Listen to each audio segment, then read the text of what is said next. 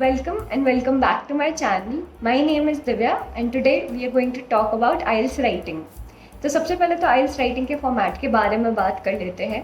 तो you will get a total time of 60 minutes in which you will have to solve two parts. तो part 1 आपका report writing होगा and if you are giving the general IELTS then it would be a letter for you. लेकिन आज हम academic IELTS के बारे में ही बात कर रहे हैं तो report writing के बारे में बात करेंगे. तो part 1 में report writing और part 2 में essay writing होगा. अब जो पार्ट 1 है उसका हमारा वेटेज 33% होता है of your total IELTS band score और जो पार्ट 2 है उसका वेटेज 66% होता है. तो ऑब्वियसली पार्ट 2 हल्का सा डिफिकल्ट होगा दैन पार्ट 1 क्योंकि ऑब्वियसली इसकी वेटेज ज़्यादा है तो उसको थोड़ा सा डिफिकल्ट तो बनाना होगा.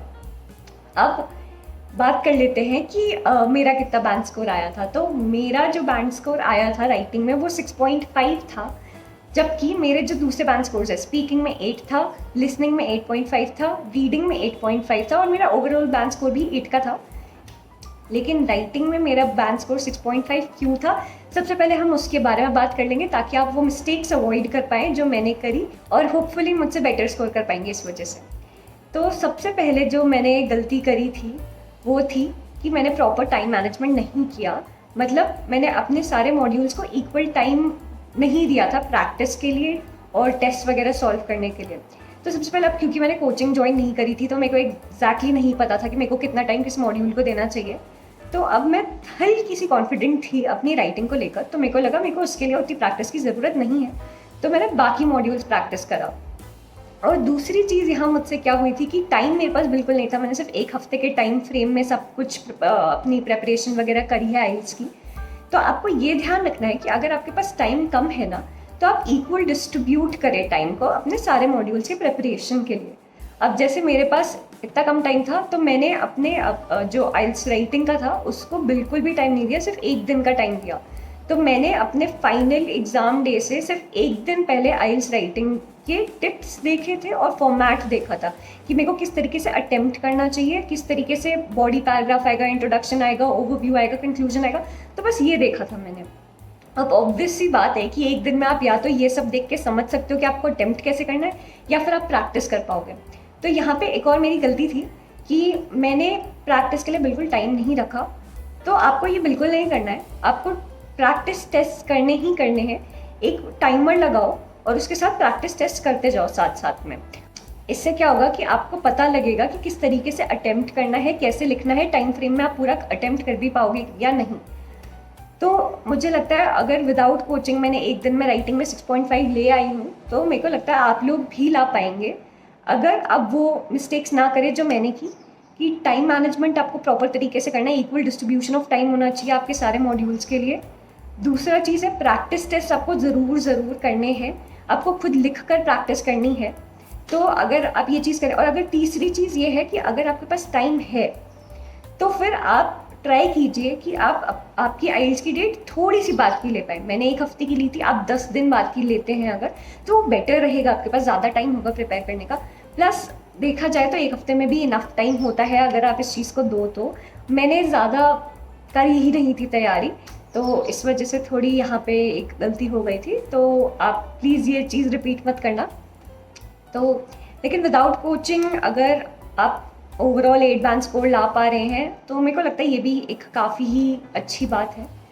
अब बात कर लेते हैं टिप्स की जो मैं आपको देना चाहूँगी कि कैसे मैंने एक दिन में 6.5 लाया और कैसे मेरे फ्रेंड्स जिन्होंने आइल्स दिया उनके अच्छे बैंड स्कोर आ पाए राइटिंग में.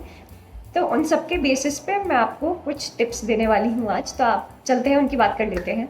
तो जो हमारा राइटिंग का मार्किंग स्कीम होता है वो 4 कैटेगरीज में डिवाइडेड होता है और हर कैटेगरी की 25% ईच वेटेज होती है. तो हमारा जो लेक्सिकल रिसोर्स होता है उसकी भी 25% वेटेज होती है. तो आपको ट्राई करना है कि आप वर्ड्स रिपीट ना करें. जो भी आप वर्ड यूज़ कर रहे हैं तो उसको रिपीट करने की बजाय उसका सिनोनिम यूज़ करना है ताकि हर बार एक न्यू तरीके का वर्ड हो, सेम वर्ड बारी बारी रिपीट ना होता रहे. अब आपको ये भी ध्यान रखना है कि आपको बहुत ज़्यादा फैंसी वर्ड्स भी नहीं यूज़ करने, क्योंकि बहुत बार ये हो जाता है कि हम फैंसी वर्ड्स यूज़ करने के चक्कर में कहीं पे भी कुछ भी यूज़ कर लेते हैं और उसका वहाँ सेंस भी नहीं बन रहा होता है क्योंकि हमें अच्छे से उसका मीनिंग ही नहीं पता है. तो हमें ये चीज़ बहुत ध्यान में रखनी है कि जहाँ पे भी हम जो भी वर्ड यूज़ कर रहे हैं उसका हमें प्रॉपर मीनिंग पता हो और ज़्यादा ही फैंसी ना हो. बस ये है कि सिनोनिम ट्राई करो यूज़ करने का। दूसरा जो है हमारा ग्रामेटिकल रेंज एंड एक्यूरेसी, उसकी भी 25% वेटेज होती है। तो हमें ये भी ध्यान रखना है कि हम बहुत ज़्यादा सिंपल सेंटेंस स्ट्रक्चर्स यूज़ नहीं कर रहे हैं, आपको कॉम्प्लेक्स सेंटेंस स्ट्रक्चर्स यूज़ करना है। आप कनेक्टर्स यूज़ कर सकते हैं, आप टेंसेस के डिफरेंट फॉर्म्स यूज़ कर सकते हैं, इससे आपकी रेंज दिखेगी। अब हमारी जो नेक्स्ट स्टेप है वो ये है टू पैराफ्रेज द क्वेश्चन। तो अब जो आपके दोनों पार्ट्स हैं उनकी सबसे पहली जो 2 लाइनें होंगी वो होनी चाहिए आपका क्वेश्चन जो कि पैराफ्रेज्ड है।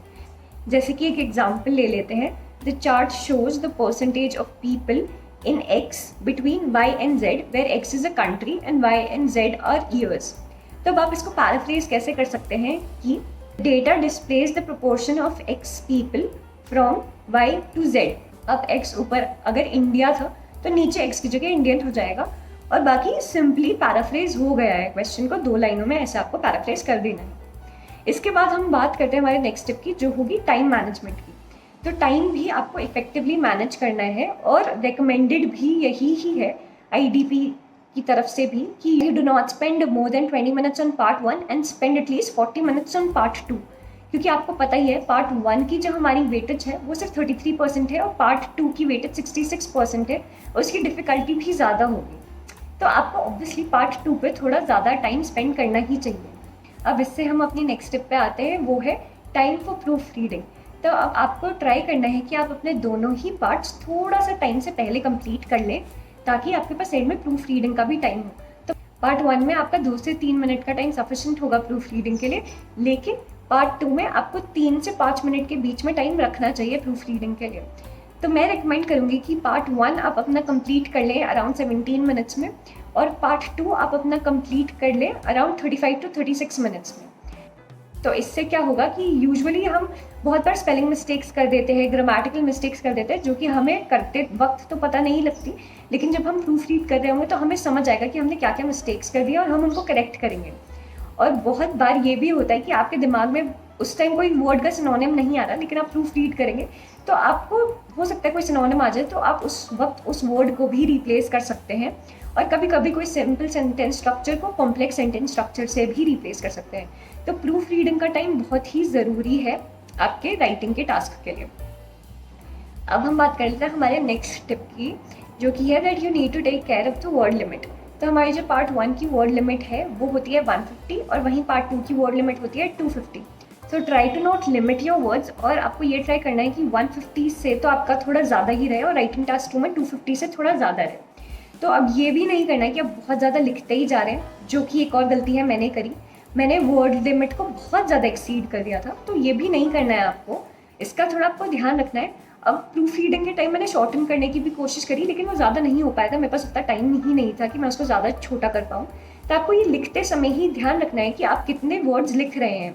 कंप्यूटर बेस्ड डायल्स में तो आपका आ भी जाएगा साथ साथ कि आप कितना वर्ड्स लिख चुके हैं और कितने वर्ड्स लिख रहे हैं, तो आपको पता लगता रहेगा साथ में ही कि आपने कितने वर्ड्स ऑलरेडी लिख लिए हैं। तो आपको उस चीज़ का काफ़ी ध्यान रखना है कि आप बहुत ज़्यादा एक्सीड ना कर दें वर्ड लिमिट को, और वर्ड लिमिट के अंडर तो लिखना ही नहीं है। मिनिमम 150 और 250 वर्ड्स तो दोनों टास्क में लिखने ही हैं।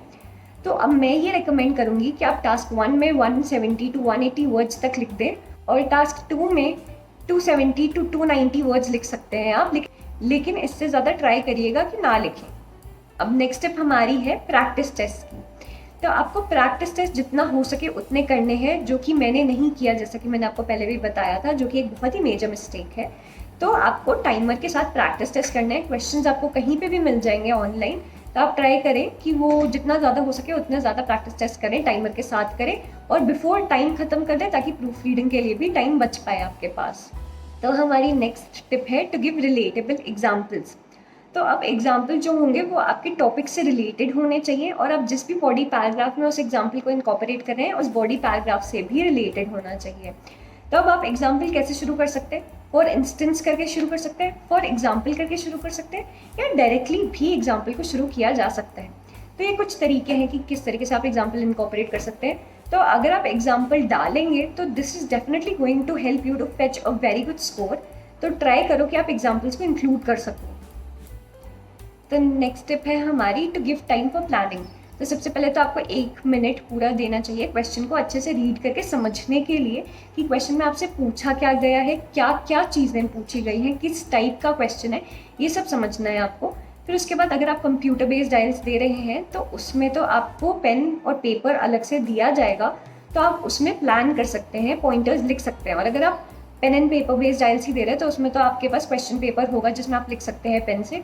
तो आप पहले प्लान आउट कर लो कि आपको क्या क्या पॉइंटर्स इंक्लूड करने हैं अपने राइटिंग टास्क में, और किस तरीके से आपको अटेम्प्ट करना है अपना क्वेश्चन, कि फर्स्ट बॉडी पैरा में क्या आएगा, सेकंड बॉडी पैराग्राफ में क्या आएगा, कंक्लूजन में क्या आएगा। तो आप ये सब पहले से ही डिसाइड कर लें, ताकि जब आप लिखने लगे हों तो आपका माइंड ज़्यादा कन्फ्यूज ना हो, आपके thoughts all over the place ना हो, थोड़े सॉर्टेड माइंड सेट के साथ आप अटेम्प्ट कर पाएंगे अपना राइटिंग टास्क। अब लास्ट स्टेप यही है, टू एलैबोरेट योर थॉट्स। तो जितना हो सके आपको उतना अपने थॉट्स को एलैबोरेट करना है। तो आपको बेसिकली 2 या 3 कोई मेजर पॉइंट्स पकड़ने हैं और उसी पे अपना पूरा राइटिंग टास्क बेस करना है और उन्हीं को एलैबोरेट करते जाना है। तो ऐसा नहीं करना आपको कि आप बहुत सारे पॉइंट्स लिखते जा रहे हैं और किसी को भी एलैबोरेट नहीं कर रहे हैं। तो आपको ये चीज़ बहुत ध्यान में रखनी है, क्योंकि एग्जामिनर को तभी आपकी कमांड ओवर द लैंग्वेज समझ आएगी जब एक आप ऑर्डरली मैनर में अपने थॉट्स को अरेंज कर रहे हैं, उनको एलैबोरेट कर रहे हैं और कहीं से कोई भी रैंडम थॉट बीच में नहीं घुसा रहे हैं। तो इसी के बाद हम बात कर लेते हैं कि आपको कंप्यूटर डिलीवर्ड आइल्स चूज़ करना चाहिए या pen and paper IELTS choose करना चाहिए। तो मैंने तो कंप्यूटर बेस्ड आइल्स चूज़ करा था और मेरी राइटिंग स्पीड कोई बहुत ज़्यादा फास्ट नहीं है, ठीक ठाक है। तो अगर आपकी भी स्पीड ठीक ठाक है तो आप कंप्यूटर बेस्ड आइल्स ही चूज़ करें, क्योंकि इसके 2 फ़ायदे हैं। एक तो जो आपका वर्ड काउंट है ना, वो साथ साथ आता रहेगा कि आपने कितने वर्ड्स लिख लिए, वो साथ साथ डिस्प्ले होता रहेगा स्क्रीन पे, तो आपको बारी बारी काउंट करने की ज़रूरत नहीं रहेगी। और दूसरा फ़ायदा ये है कि आपका टाइम भी साथ में स्क्रीन पे ही डिस्प्ले होता रहेगा, तो आपको पता रहेगा कि अब आपके पास कितना टाइम बचा है और आप कितनी देर और इन्वेस्ट कर सकते हैं एक राइटिंग टास्क पे अपने टाइम को। So I've also made an entire playlist for IELTS preparation, तो you can go and check out that playlist। उसमें IELTS रीडिंग की, लिसनिंग की, स्पीकिंग की सारी मेरी टिप्स है कि कैसे मैंने 8 बैंड स्कोर करा in a weeks time without any coaching. तो आई एम श्योर वो आपको भी हेल्प करेगी, तो you can definitely go and check out that. इसी के साथ हम आज की अपनी वीडियो एंड करते हैं, and I hope you found my video helpful, and if you did then please like and share my video. Also don't forget to subscribe to my channel if you like my content in general. Thank you for watching.